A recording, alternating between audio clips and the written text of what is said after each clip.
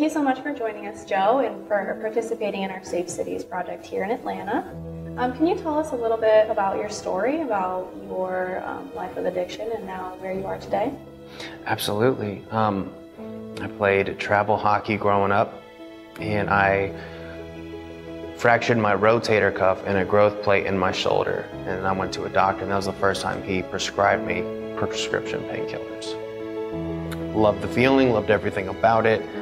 And after 30, 90 days, I learned what being hooked really was for the first time. And after a while, they wouldn't prescribe me anymore, so then that's when I made the transition to finding them on the street, which eventually led me to saving a lot of money and going into rougher neighborhoods and to score heroin.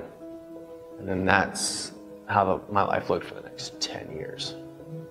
Can you tell me what your experience with heroin was like? Heroin at first was, it was my best friend. I knew heroin would make everything better. And it did, and it worked that way for a while. And then sooner or later, after a while, you just continue to go down this downward spiral. Being like a heroin addict and an active junkie, it's miserable. To where, you know, I mean, eventually you're either gonna get arrested for something really serious and go to prison for a very long time, or you're gonna die. There is no alternative. That's just what's gonna happen. Now, what you just said, is that something that's in the back of your mind, the fact that so many people aren't making it out of addiction? Oh, absolutely. It's one of those ideas that, you know, kind of stays with you. I remember so many times either sitting behind a dumpster in the hood, or if I was in a friend's car, whatever the case may be, just literally tears just pouring down my face, just praying, God, please be the last one. I do not want to wake up from this and have to continue. That happened for months, years probably. So how did your path to recovery begin? I was just ready to get off the street. I knew jail because I had no resources. There was no rehab or treatment or detox that was not available. So I knew jail would offer me a bed, essentially, a place to shower. They would give me 3 meals a day, and no matter what, you can't leave. And that's what I wanted. I didn't want that lifestyle anymore. I didn't want that sickness or fear or struggle. I didn't want it anymore.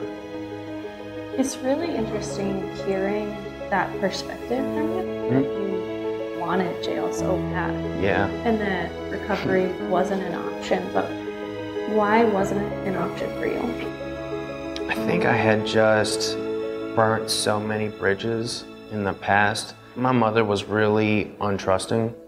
You know, I had probably screamed to rehab so many times. And so she helped me out a couple times back when I was 18, 19. And so now at 26, I don't want to hear it anymore. And I knew that that was the best way to get sober. I would go to 12-step meetings, and I worked all 12 steps.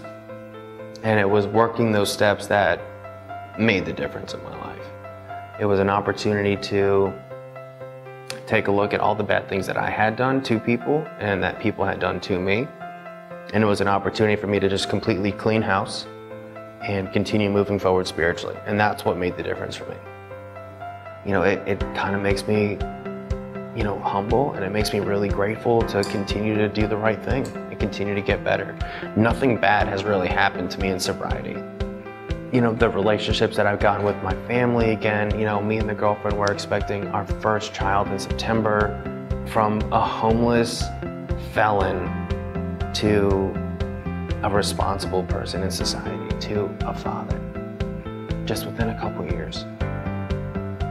It's incredible. It's absolutely incredible that I couldn't verbalize.